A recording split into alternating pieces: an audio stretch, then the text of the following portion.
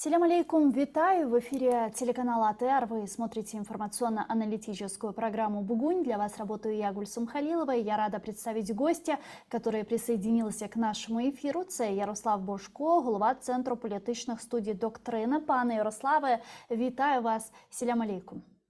Витаю вас.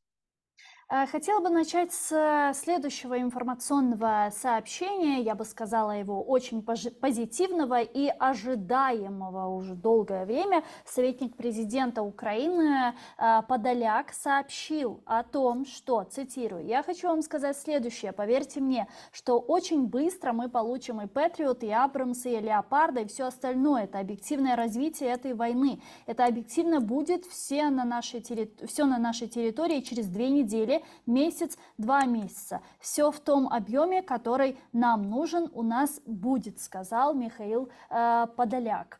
Патриоты, Леопарды, Абрамсы, действительно, это то, чего мы ждем уже на протяжении 9 месяцев. И Подоляк говорит о том, что это в скором времени, максимум через 2 месяца, будет у нас. Что вы думаете по этому поводу? Правильно ли понимаю, что это не просто там желание, да, советника президента, но уже есть какая-то договоренность на этот счет?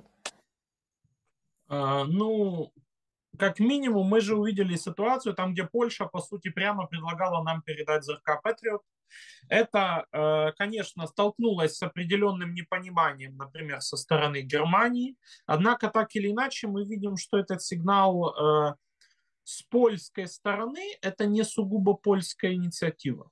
Да, это такое, можно даже сказать, в какой-то мере польско-американская идея, в том числе принуждение Германии к более активному вовлечению в конфликт с Россией на стороне Украины, потому что мы видели неоднократно оценки, которые были и инсайдерскими, и довольно-таки публичными, которые гласили о том, что США, очевидно, недовольны степенью вовлечения Германии в помощь Украине, самим, скажем так, политическим лавированием Шольца как можно дальше от прямой передачи тяжелых вооружений Украине современных. И по этой ситуации мы на самом деле определяем, что объективно Германия таки была вынуждена пойти на определенные соглашения, да, потому что было вчера заявление Кабмина ФРГ, где говорилось о том, что они, конечно же, поддерживают вооруженную борьбу Украины, там, включая с возвращением военным путем Крыма, что стала более реалистична перспектива передачи Украине современных танков «Леопард». Ключевым вопросом на самом деле остается вопрос технический, который мы не можем заранее проговорить. То есть главное это то, есть ли уже подготовленные с украинской стороны экипажи, которые заранее учились на Абрамсах, Леопардах и управлению довольно-таки сложной зенитно-ракетной системой Патриот. Да? То есть чтобы быстро ввести в строй эти вооружения, нужно было подготовить определенный персонал за несколько месяцев. Если мы сейчас увидим, что эти вооружения быстро стали в строй, то есть нам их передали, и мы уже спустя там неделю, 2-3 начинаем их применять, то это значит, что это был такой глубокий консенсус, который не держался публичности, и были параллельно подготовлены команды украинских военнослужащих на Западе, которые могли работать с такой техникой. И впоследствии решение о передаче техники было подогнано под уже сформированный процесс подготовки этих команд. Я не исключаю на самом деле того, что будет быстрая передача этих вооружений нам. Для меня только остается вопросом, какая дополнительная инфраструктура под это подготовлена. Существуют ли экипажи? Готовы ли мы, приняв это вооружение, сразу же вводить его в боевые действия? То есть вы думаете, что предоставление нам этого вооружения – это всего лишь вопрос подготовки, вопрос применения этого оружия со стороны наших военных, да, там логистические какие-то процессы, и возможные бюрократические какие-то затруднения вот того, что на протяжении 9 месяцев мы пытаемся все-таки убедить наших партнеров, что это оружие нам необходимо? Или же есть еще какие-то политические возможные непонятки, да, какие-то политические решения, которые до сих пор не способны все еще принять некоторые представители западного истеблишмента? Ну, есть определенный, скажем так, политический, он даже не политический, он геополитический разнобой между Германией и Соединенными Штатами, да, которые пытаются скорректировать внешнеполитический курс Германии на все-таки более стабильно евроатлантический, отложив различные скрытые симпатии к России, да, потому что Германия хотела построить в какой-то мере свое влияние в Европе в последние годы на дешевых российских энергоносителях, которые бы использовались немецкой промышленностью. Германия продолжала бы становиться таким большим-большим высоконаучно емким техническим хабом Европы, получала бы все больше и больше средств, распределяла их между странами ЕС, в том числе и получала бы политический вес, да, субъективизировала бы, скажем так, Евросоюз как определенную отдельную реальность от так называемого Запада, в который мы еще включаем США, Британию и Канаду. Поэтому это вопрос, конечно, про геополитику. Германия, она хотя изменила значительную часть подходов своих, однако там еще живая идея, что ну вот пускай даже не с путинской Россией, но просто с какой-то абстрактной реальностью на территории географической России нынешней, потом нужно будет договариваться и как-то у них качать газ или еще что-то. Эти, к сожалению, иллюзии, они очень медленно развеиваются, потому что они и выстраивались-то очень долго. То есть процесс построения вот этой идеи о том, что дешевый российский энергоноситель, в принципе, является подоплекой для такого более свободного полета Германии в международной политике, это идея, которая прошла испытание, скажем так, в какой-то мере десятилетия для Германии. Она не разрушится очень быстро, как нам бы хотелось. Но, насколько я знаю, мы ведь слышали очень много заявлений, в том числе от немецких политиков, что от газа так или иначе придется отказаться и переходить вовсе на зеленую энергетику. И такая стратегия рассчитана, если я не ошибаюсь, до 2030 года, нет? Безусловно, но на самом деле в этом дискурсе о зеленой энергетике есть как бы вторая сторона. То есть дискурс зеленой энергетики, он в случае своего сбоя, провала, да, он часто приводит к тому, что страны начинают покупать энергоносители у таких стран, как Россия, да, потому что свой национальный энергосектор они угробили, там, например, закрыли атомные электростанции, вместо этого понадеялись на какие-то передовые экологические решения, которые, возможно, в будущем при определенной доработке действительно станут спасательными для всего человечества. Однако сейчас, ну, очень много, на самом деле, было провалов зеленой энергетики. А как закрывать эти провалы? Да вот так вот есть палочки-выручалочки, все вот эти России, страны бензоколонки, которые вам в обмен на определенную, в том числе политическую лояльность и деньги будут предоставлять газ, нефть в нужных вам количествах. А вы за это время ждете, пока ваша зеленая энергетика шагнет еще как-то вперед, и вот когда-нибудь вы там сможете отказаться. Вот такая, Мгм. на самом деле, европейская стратегия, такая европейская политика касаемо этого вопроса. Она не сказать, чтобы очень стабильна, хотя действительно отказ от российских энергоносителей, хоть не полный, хоть частичный, он действительно появился в Европе полноценно теперь, уже с полномасштабным вторжением. Те объемы, да, дискуссий на эту тему, которые были после 2014 года, они были, очевидно, недостаточны. Нужна была какая-то новая объективная реальность, которая всех просто принудит к этому решению, принять хотя бы такой консенсус, сдвинуть рамки доступного. И вот это произошло.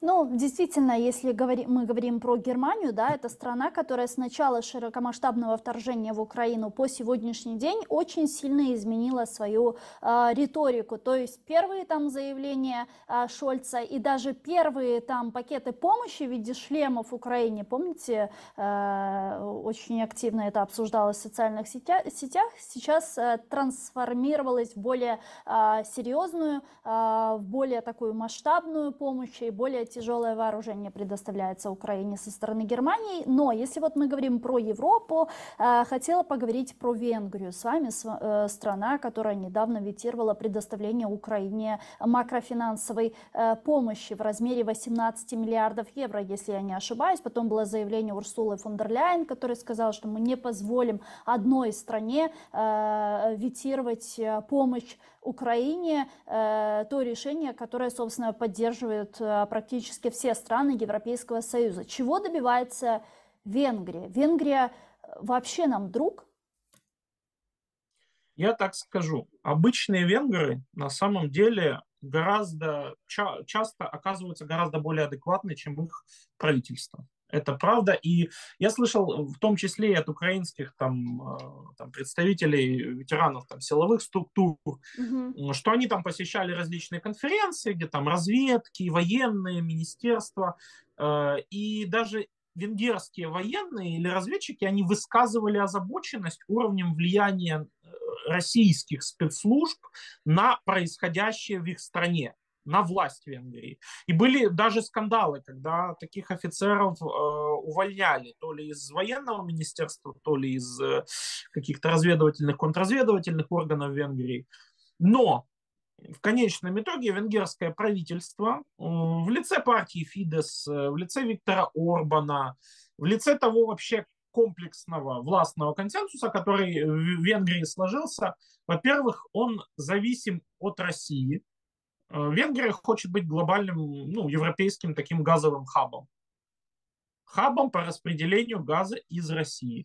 Поэтому ей в какой-то мере выгодно, чтобы Россия продолжала поставлять газ в Европу, чтобы Украину, скажем так, то, что россияне называют, приструнил Запад, то есть заставил пойти на какие-то соглашения, так называемые, с Россией, ни в коей мере типа неприемлемые для украинских граждан.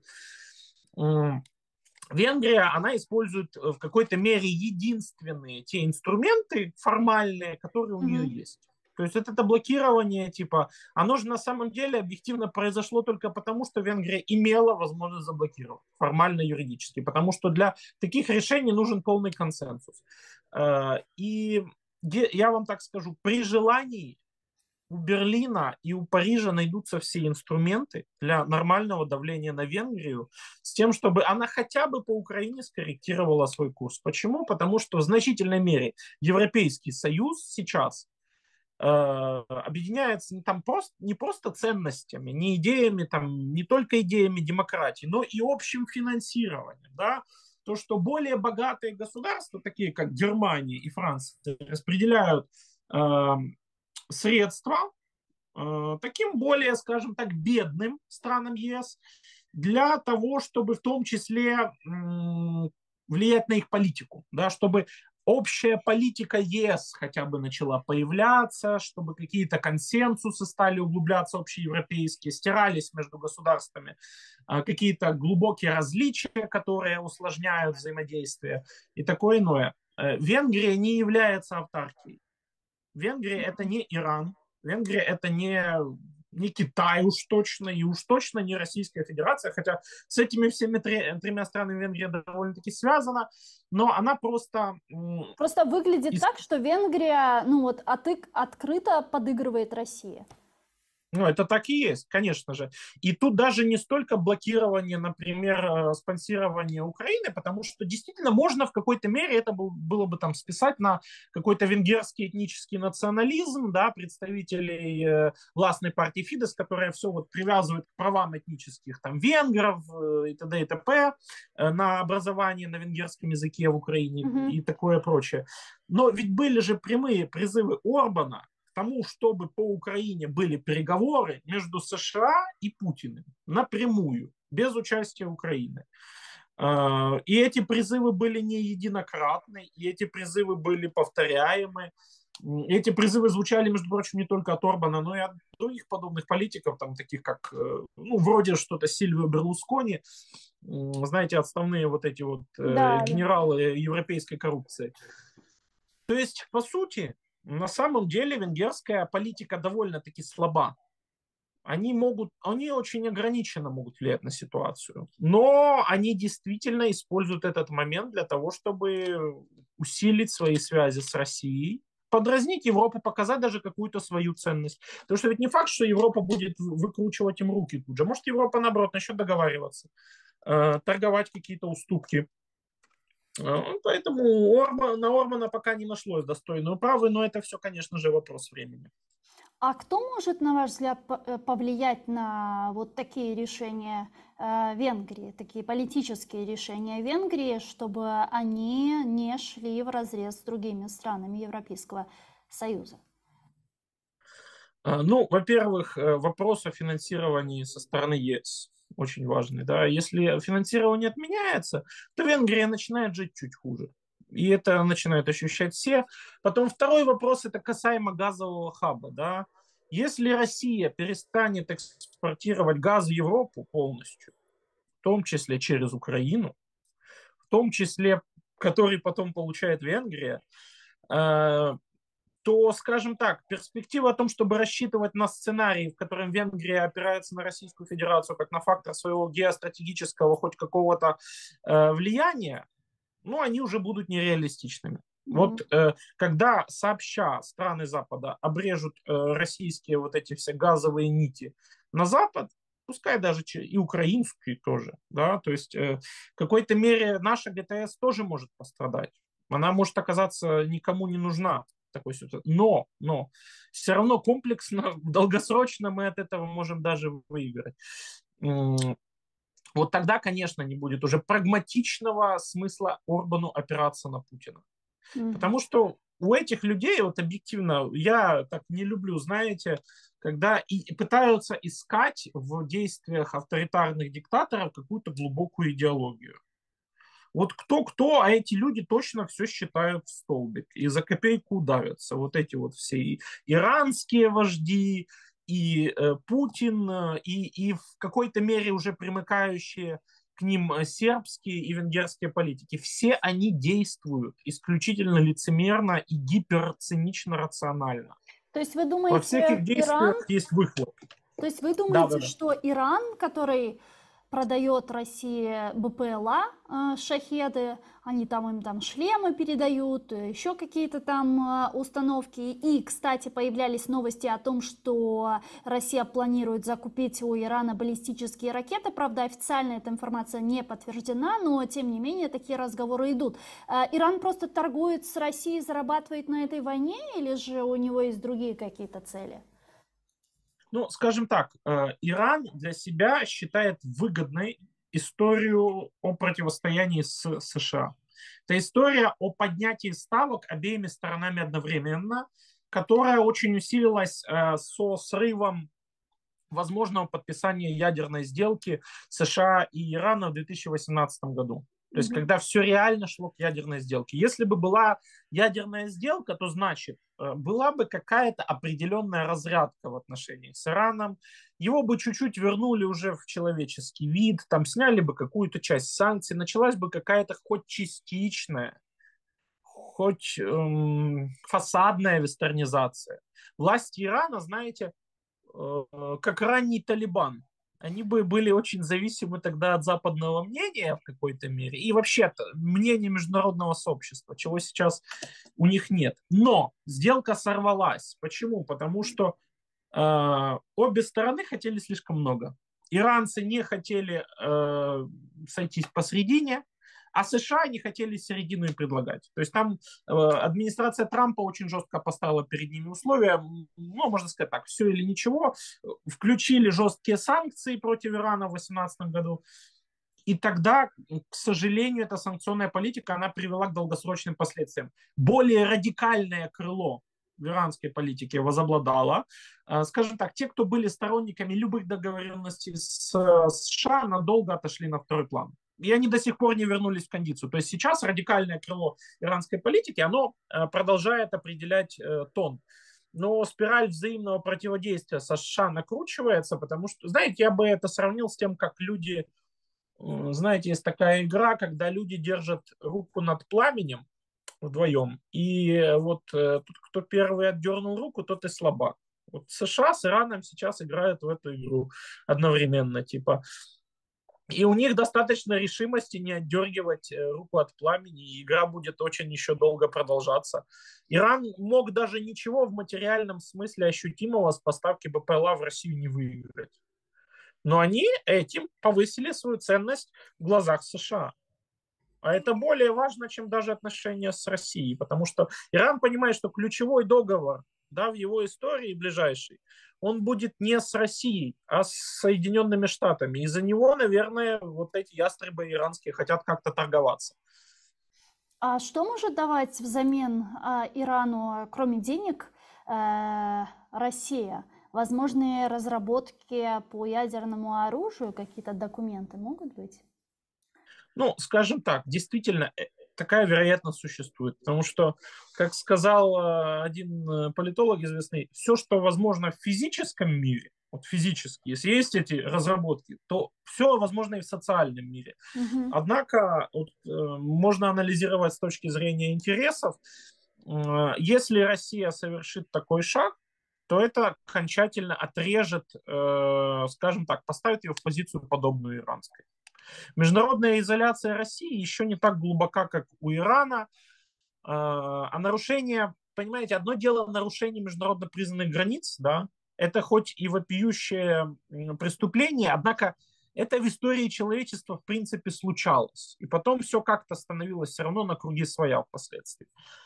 А вот история с распространением ядерных технологий в эру, когда, скажем так, политика ядерного нераспространения стала вообще-то необходимым условием, фактором демонстрации цивилизованности государства, вот это будет серьезный удар по России. Да? Мгм.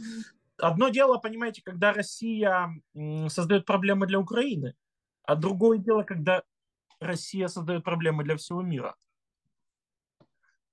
Да. А Так, другое дело, когда Россия создает проблемы для всего мира. И эти проблемы для всего мира, они на самом деле повлекут очень резкую реакцию. Я думаю, что Россия сейчас не готова на комплексную эскалацию Западом. Мы это видим по всем тезисам последних месяцев. По выступлению Путина на Валдае, где в западные заголовки были вынесены в первую очередь не те тезисы, которые крутились у нас, да, не о том, что Запад наш враг, там ценности, вот это вот мгм. все садомия и т.д., мы вот здесь традиционная, там последний кусок Европы, а то, что ядерное оружие не может быть применено, вот как-то так вуалировано, типа, что мы все равно там остаемся сторонниками, там, что нужен какой-то договор, что нужно говорить там между нашими странами, чтобы не произошло непоправимое. И вот эта риторика, она кочует из уст в уста. Она в разных формах, то от Пескова, то еще от кого-то. Потому что на фронте у России сейчас нет возможности вести полномасштабные наступальные действия. То есть на, ну, скажем так, на оперативно-стратегическом уровне. Они сейчас не могут совершить там прыжок пантеры и занять еще какой-то большой город, да.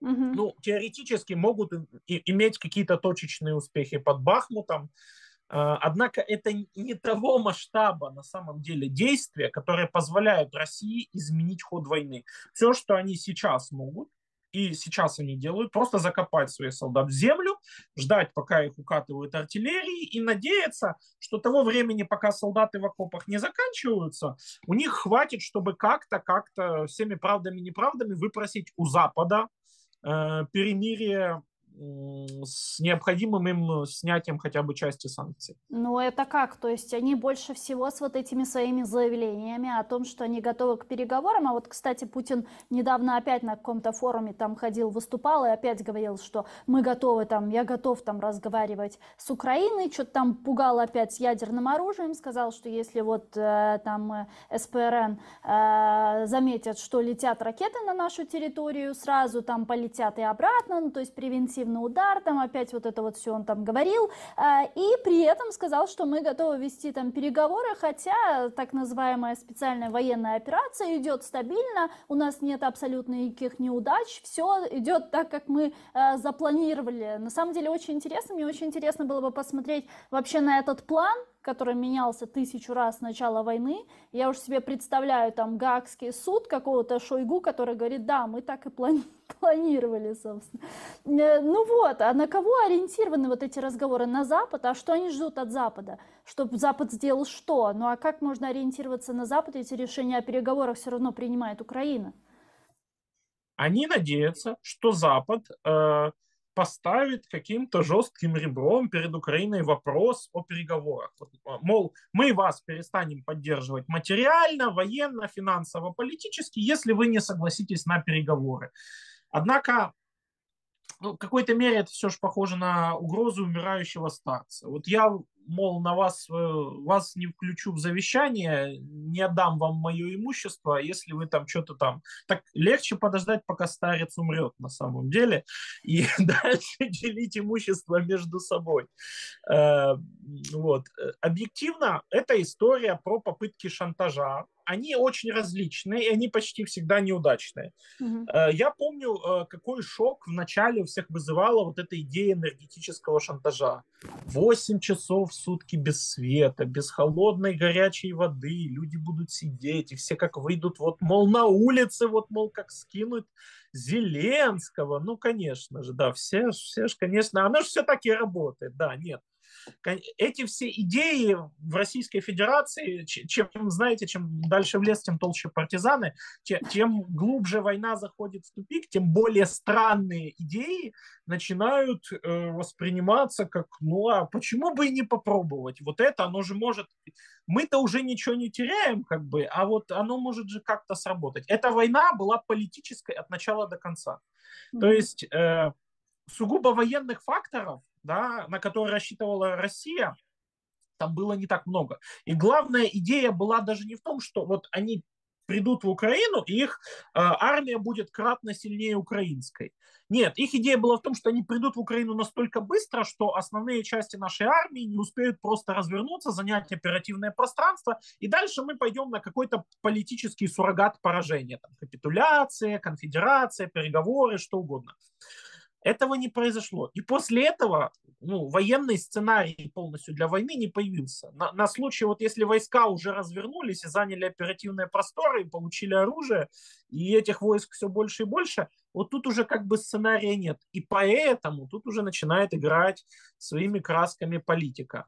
Касаемо ну, там, плана войны и т.д. и т.п. Россия сейчас не ставит цель уже в ближайшем будущем оккупировать полностью всю Украину там, или ее левобережную часть. Россия сейчас пытается на Донбассе, на юге Украины разменять жизни своих солдат на выгодный для руководства РФ политический консенсус Запада по приостановке, прекращению войны. То есть, условно говоря, как вот бы так уйти с вечеринки, чтобы не заплатить, да, чтобы Мгм. потому что одно дело, если вот, конечно, самый узловой вопрос в этой истории – это Крым. Да. Если Путин проигрывает на Донбассе, на левобережной части Херсонской области, всегда есть возможность это забыть в российских медиа, потому что эти регионы, они как-то не сильно были интегрированы в политическую реальность. Они были таким своеобразным ноу-хау, но знаете, их в России то дописывали, то вычеркивали, то про них забывали, то карты с прогнозом погоды переносили как-то так на восток, когда ушли из Херсона вынужденно. А вот с Крымом там-то проблема. Они уже как бы его медийно интегрировали. В сознании большинства людей, понимаете, существуют факты, которые специфически трактуются, могут иметь неоднозначные трактовки. Да? Например, ну вот мы сами ушли из Киевской области, вот мы сами ушли там из Херсона. Да, это такой план типа хитрый. А вот касаемо, зачем вы тогда сами из Крыма ушли, они объяснить не смогут никак. Это явное поражение. И я думаю, что именно поэтому украинская сторона и значительная часть западных политикума и хотят, чтобы Крым был возвращен. чтобы Россия получила очевидное поражение, которое будет иметь долгосрочные политические последствия для Путина, для всего вот этого ревизионистского, реваншистского политического курса российского руководства. Потому что, ну, скажем так, любой Нюрнбергский съезд НСДАП должен рано или поздно закончиться Нюрнбергским трибуналом. Мгм. Вот. И вот здесь хотят провести такую же историю. В Просто мне назидание, кажется, знаете, что... потому... Да, просто мне Да, да, кажется, да. что с Крымом Россия, она сама... О, О, дали свет. дали свет. Супер. А нам еще нет. У Чудесно. нас пока генераторы работают. Надеюсь, скоро тоже дадут. Так. Просто по Крыму мне кажется, что Россия, она сама себе выстрелила в ногу. Я бы даже сказала не в ногу, а в лоб. Потому что до этого они что говорили на протяжении 8 лет?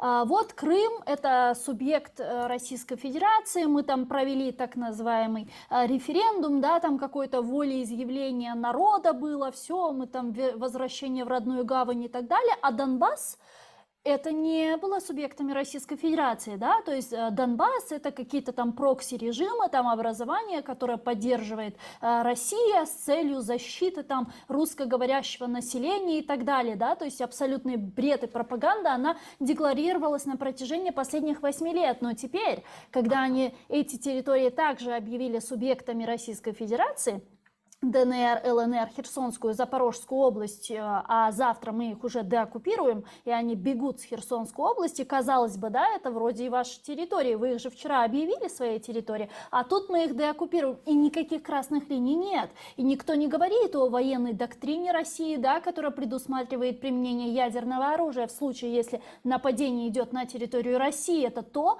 о чем они говорили по поводу Крыма, что нападение на Крым это военная доктрина, это нападение на территорию России, мы имеем право применять ядерное оружие и так далее. А сейчас они молчат тряпочку. И все вот эти восьмилетняя вот эта пропаганда, которая артикулировалась из уст российского политического истеблишмента, российских пропагандистов, да, самых ярых этих ястребов, она просто разнесена в щепки, и мир уже точно уверен, увидел и убежден в том, что в Крыму 8 лет назад произошло примерно то же самое, что произошло здесь, в Херсонской, Запорожской, Донецкой, Луганской областях. И красных линий, как оказалось, никаких нет. Да, безусловно. И на самом деле официально в российской ядерной доктрине отсутствует пункт о том, что ядерное оружие может применяться в случае нападения на территорию России. Оно может применяться только в случае ядерного удара по территории России или событий, угрожающих существованию российского государства как такового, да, то есть какой-то там, я не знаю, дворцовый переворот в Петербурге или что-нибудь такое. В целом, Российская Федерация, она продемонстрировала несколько раз примеры очень бессмысленного блефа. По зерновой сделке, вот абсолютно недавно, всего лишь 4 дня они корчили из себя, что называется, обиженок. Потом им ничего не дали взамен, обложили критическими заявлениями, и Россия возвращается в зерновую сделку, по сути, ничего даже не получив от этих всех беганий и хлопаний дверьми. Плюс, на самом деле, касаемо ядерного оружия, на неделе произошел такой интересный все-таки инцидент, с тем, что неизвестный беспилотник прилетел на аэродром в городе Энгельс напротив Саратова, там, где базируется российская стратегическая авиация. Нанес удар, и, судя по всему, 2 или 3 самолета там были выведены такие из строя, после чего, по некоторым данным, значительная часть российской стратегической авиации оттуда была перебазирована аж в Мурманск. Так вот, я просто не история понимаю, нам... зачем самих себя обстреливать, ну это вообще... Ну, а понимаете, в чем история? Даже если не самих себя. Вот представим, что Украина это сделала реально.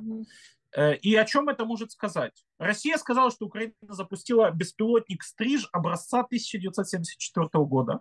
Украина там могла выкатить какую-то разработку теоретически, да, совершенно новейшую, которая летит на 1000 километров. История о том, что можно пролететь вглубь России на 700 километров, спокойно, беспилотником, не встретив никакого сопротивления ПВО, нанести удар по аэродрому, где базируются элементы российской ядерной триады. И ничего не будет. Вот мы взяли, возможно, мы, да, может и не Да. мы, а кто его А знает. может, не Может и мы. Казахстан, кто же его знает, может это Китай сделал. Не подставляйте А, Казахстан, пане Ярослава, им так и так сложно. понимаете, я не подставляю, но есть уже российские эксперты, которые на всяких пропагандистских ресурсах из разряда Евразия Ага, Daily зарядили о том, что беспилотник мог лететь из Казахстана, потому что оттуда до Саратова всего 150 километров. ага. Э, Это очень серьезная пощечина, да, Российской Федерации, на которую ей нечем ответить. Они же не могут создать суперсовременную, быструю, густую сеточку ПВО у себя за 3 недели, если им это понадобится. Нет, не могут. И мы показали эту уязвимость. На днях, кстати, один австралийский генерал отставной сказал, что у Украины якобы есть оружие, которое может доставать до Москвы. Да, Ну, я тоже читала эту статью. загадывать мы далеко не будем, но даже интрига в этом направлении это уже хорошо с военно-стратегической точки зрения. Просто мне кажется, если Украина, я даже уверена в этом, если Украина будет бить по России, то это не так, как Россия, да, 60% выпущенных ракет идут по гражданским объектам, а это исключительно военные объекты, исключительно военные аэродромы и какие-то стратегические объекты. Я думаю, что да, это будут в первую очередь военные аэродромы, в первую очередь. И, возможно, нефтебазы и склады главного ракетно-артиллерийского управления вооруженных сил России. Потому что каждый удар, он на самом деле имеет огромную и финансовую ценность, и материальную. Да, он не может быть нанесен куда угодно. Если вы ударили по казармам кадетского корпуса каким-нибудь, в которых никто не живет уже 3 суток, потратив на это ракету, там, которая стоит несколько миллионов, то смысла в этом никакого нет. Просто россияне уже успели наклепать этих ракет, и они Мгм. сейчас их расходуют бездумно. У Украины, очевидно, другой подход, и мы продемонстрировали, скажем так, более асимметричную стратегию ведения войны. У нас гораздо лучше логистика, гораздо на несколько порядков лучше связь между подразделениями, лучше тактическая медицина, лучше точность поражения однозначно. И этой точностью поражения мы компенсируем, например, то, что у нас значительно меньше боеприпасов, чем у Российской Федерации. И это, скажем так, далеко идущая, более современная наша концепция войны, она нам позволяет достигать военных успехов, имея даже определенные ситуации, где у россиян бывает количественный перевес. Мгм. Ну, очевидно, это имиджево очень бьет по России. И даже недавно это прокомментировал Путин. Он сказал, что, ну, когда у него спросили про удары по энергетическим объектам Украины, он сказал, да, мы это делаем, а кто начал, а кто ударил по Крымскому мосту.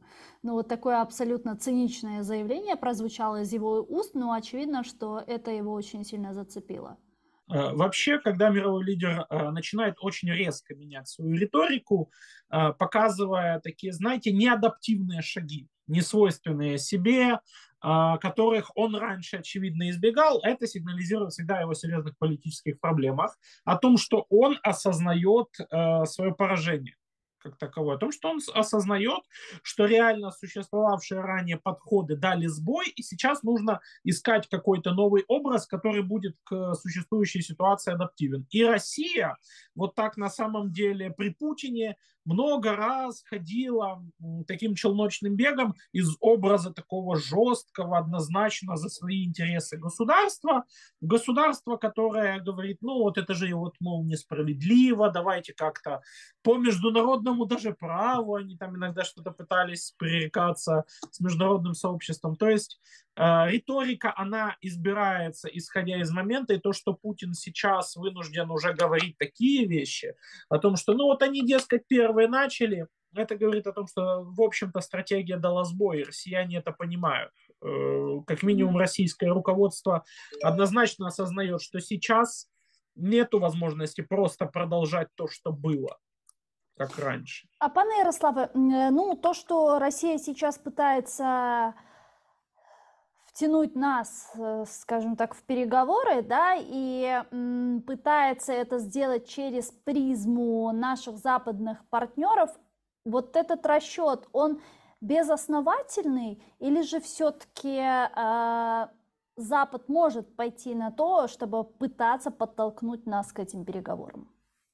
Ну, скажем так, теоретически, да, все всегда возможно. Однако для этого должна быть какая-то подоплека. Россия должна сначала обнаружить где-то точку слабости Запада, точку, которую, скажем так, Запад без российского влияния, присутствия не сможет перестроить и будет вынужден пойти на какие-то компромиссы. Россия до сих пор не смогла найти эту точку по Мгм. газу, по обстрелам критической инфраструктуры в Украине, по различным там транзитным проектам, по зерновым историям. Везде Россия была вынуждена принять ту позицию, что Запад не станет менять свою политику, а ей вот России придется очень много изменить за хотя бы иллюзорную вероятность переговоров когда-то там, уже после окончания войны, например. Потому что для российского руководства, поверьте, очень большой будет также проблема того, что с ними никто никогда может вообще не заключить этот договор, так называемый, там, Мгм. мирный или о капитуляции. Даже когда Украина вернет все свои территории, договор может быть и не заключен. Представляете? Потому что Россия, например, не согласится их терять. Запад такой, хорошо, мы оставляем санкции и дальше работать. А для России здесь не столько существует огромная проблема в том, что они теряют военнослужащих. Вот на эту часть они абсолютно безразличны. И там как раз такая стратегия. Размен жизни солдат на какие-то геополитические для себя небольшие окошки.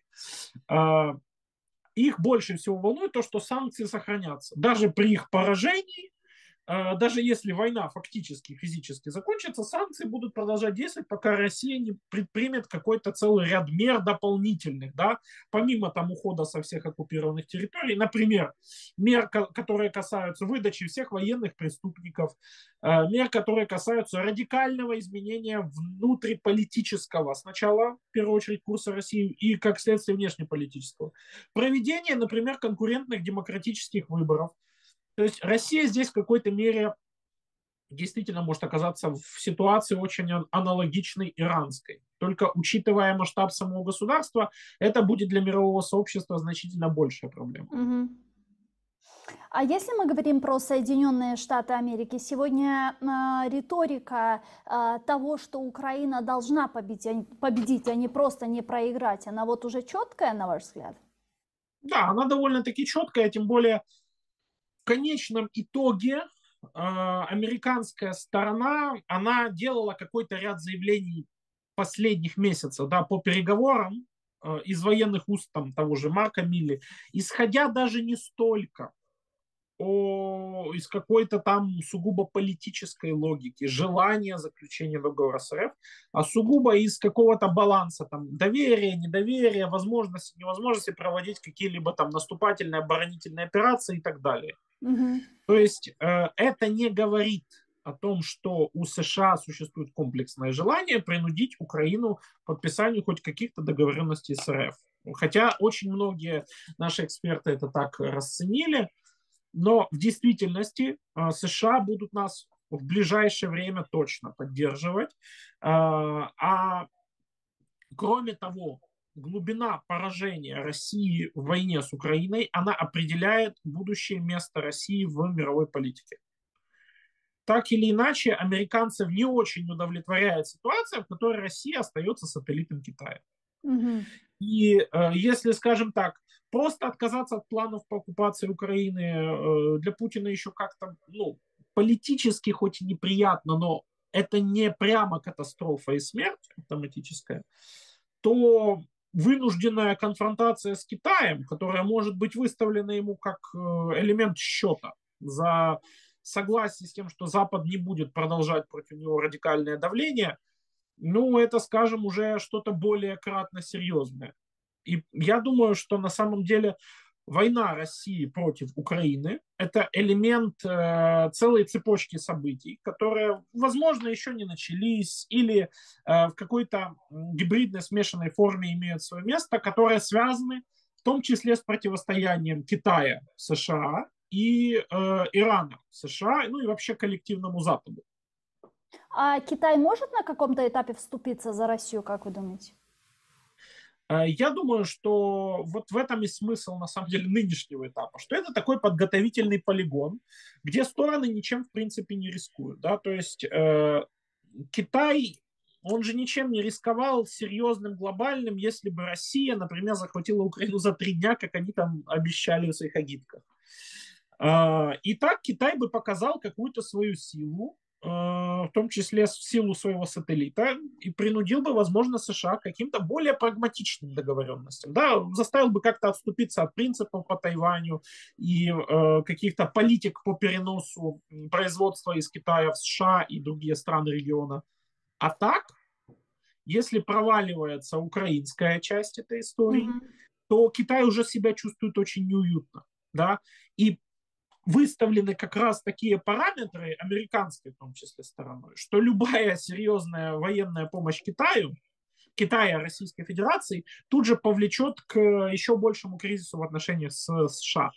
На самом деле основной заложник этой ситуации ни Китай, ни США сейчас не могут существовать отдельно друг от друга.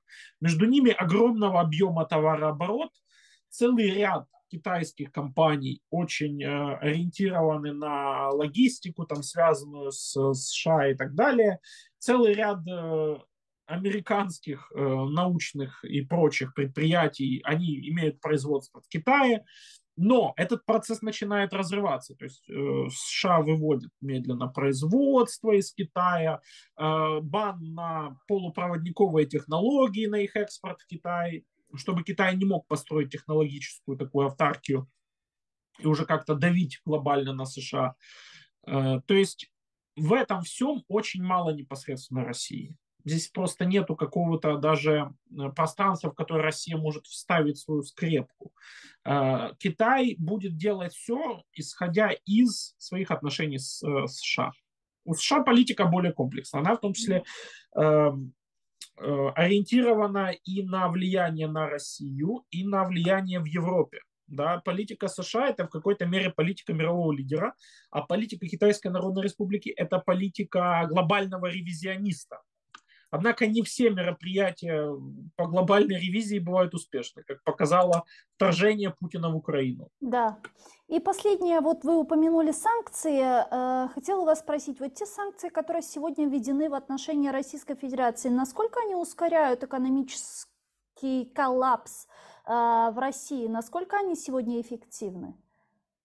Я бы так сказал, мы не совсем корректно оцениваем санкции как нечто, что должно просто повлечь за собой крах России как государства. Потому что санкции-то на самом деле направлены не на объединение России, а на то, чтобы она не имела технологического кластера. То есть деньги-то в России будут, но это будет еще более сырьевая экономика. Это будет государство, которое просто продает лес, нефть на черный рынок, какой-то Мгм. газ куда-то, ничего уже не производит, никаких там производств, там Рено, все что угодно оттуда вышли.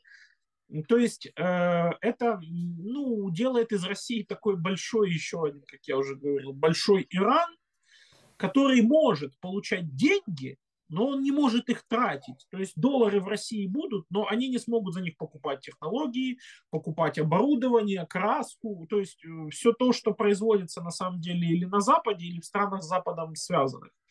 Поэтому тут история больше о том, чтобы у России вырвать жало, а не лишить ее полностью возможности к существованию. К сожалению, сценария полного краха России с распадом ее на какие-либо там территориальные образования сейчас для Запада еще не является таким однозначно привлекательным. Они в какой-то мере до сих пор этого боятся, как боялись, к слову, распада Советского Союза. Мгм. Потому что они хотели бы, чтобы процессы были контролируемы, да, чтобы на этих разломах не возникли какие-то новые геополитические проблемы, да, вот где-то там кто-то получит нехорошее в руки ядерное оружие, и начнется череда проблем, массовая миграция, то есть пугает не столько какая-то реальность непосредственная, сколько вероятная хаотичная нестабильность. Мгм. Но, ну, как показала практика, Запад очень плохо понимает славянскую душу, так скажем, вообще постсоветское пространство. То есть политически мы понимаем, да, выгоды союзничества, рациональную сторону. Однако прогнозировать реально, что тут внутри на постсоветском пространстве происходит, на Западе стараются все осторожнее и осторожнее. То есть существует такое какое-то понимание, что у нас тут какой-то свой мир. Да, и к нам вообще надо так очень осторожно подходить.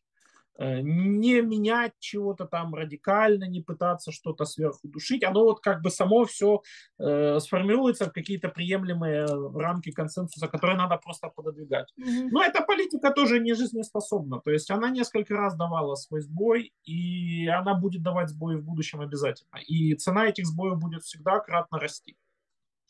Спасибо вам большое, пане Ярославе. Дякую вам дуже, що знайшли час та доєдналися до нашого ефіру. До зустрічі. Ярослав Божко був з нами на прямому зв'язку, голова Центру політичних студій «Доктрина». Залишайтесь з Першим кримсько-татарським. Коршкін Джархаташлар.